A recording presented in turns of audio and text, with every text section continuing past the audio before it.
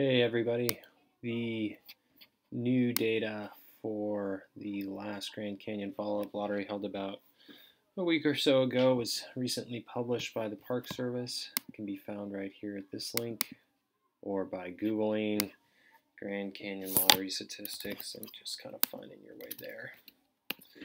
But I'll show the parent data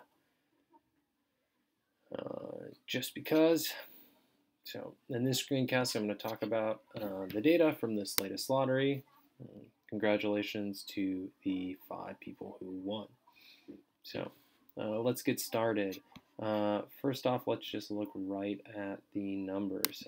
Number of applications listed for the launch date of November 12th, 2017. We have 129 applications listed.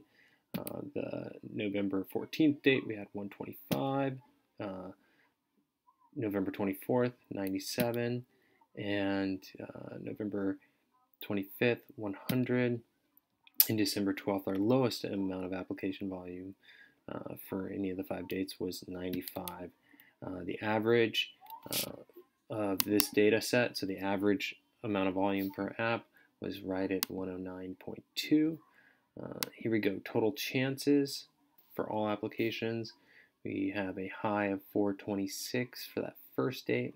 So in general, more people are picking that first date available, and a low of 314 with an average of 359.6.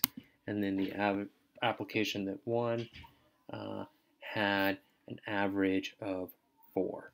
And then we can see a pretty widespread, no one with 1, but 3 people with the max of 5 points and 2 people with the max of, are with less than the max. We have 1 at 2 and 1 at 3. So this person, of course, got really lucky. Of course, just like I did with the August, with the rest of my dates, really I have in columns C and D the odds of winning the permit had, and what we did to calculate these numbers was we simply divided the chances that person had by the total chances from all applications and converted that number to percent. So we did 3 divided by 426, and we got 0.7%. So that's less than 1%, right? I'm not going to, I guess I could show average odds. Just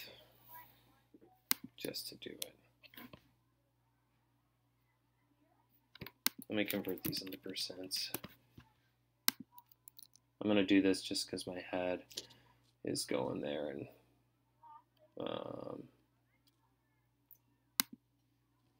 maybe that will help folks. So average odds of winning,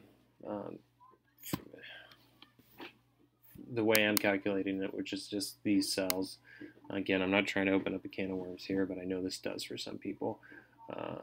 Let's just move on through the data. I also calculated by the average point per app. I think this is the most realistic, balanced approach to calculating the odds for these. And I've gotten the most consensus from the community on that, which is you take this average, so the average of what was the pool's average points, which was 4, and then divide that by the total number. So that's what you can see here, 4 divided by 426, and we have 4 divided by 397. And if we average all those up, we get a 1.3% chance of winning, and that would give you about a 98% chance of losing. So very, very challenging to win this lottery, much more challenging than some of these early dates in the last lottery, actually, where people, there are some launch dates just a few days out, and those had much higher chances of winning. So this data, though, is much more in line with what we've seen in the previous follow-up lotteries. Odds of losing at less than 1% for most dates. We saw this in the April and the March lotteries, and so we're seeing that again in August. Other things to point out. I wrote a draft article for American Whitewater about what I'm seeing in this data and my thoughts on its future implications. And the editor there who read my piece was like, people apply in permit parties. So you need to see what that math is as well. And so for that reason, I added 2 more data points to this, which is the mid odds and the max odds. So the max odds you could conceivably have for a Grand Canyon permit is 80 points. That means you have 16 people who all apply for the same date with 5 points. Each of those people will have 5 points. That's 80 points for each application date chosen. And so for that, you do 80 divided by the total chances. And then I did the min, 1 person, 1 point, so 1 divided by the total chances. So you can see here, if you had the max points, you can get your odds as high as 25.48% and as low as 18%. And then if you're just that individual who goes every year or who's been once, your odds, of course, are much less than 1%, not even 0.5%.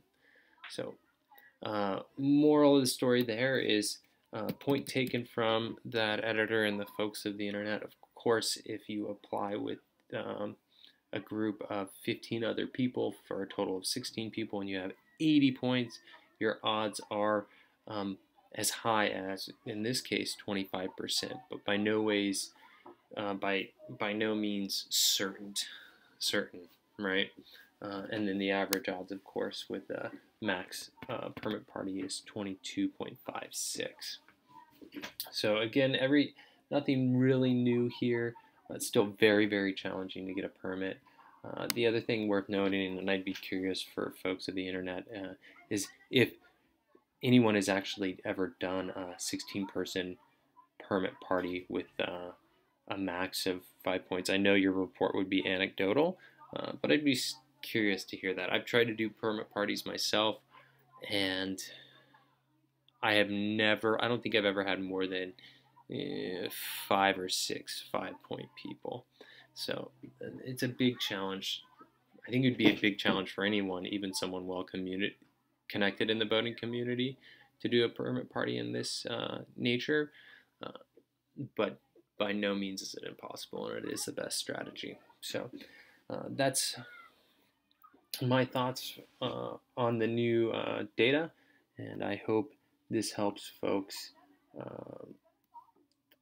with their strategy for getting Grand Canyon permits in future follow-up lotteries and the main lottery. And more importantly, if you see something that's if you don't agree with this data, do something. Write to a congressman, create an advocacy group, contact the head of Grand Canyon Private Boaters Association or River Runners for Wilderness, contact folks at American Whitewater. It's up to the people to work to make sure that access to this resource is equitable and fair. So, hope this helps. Bye.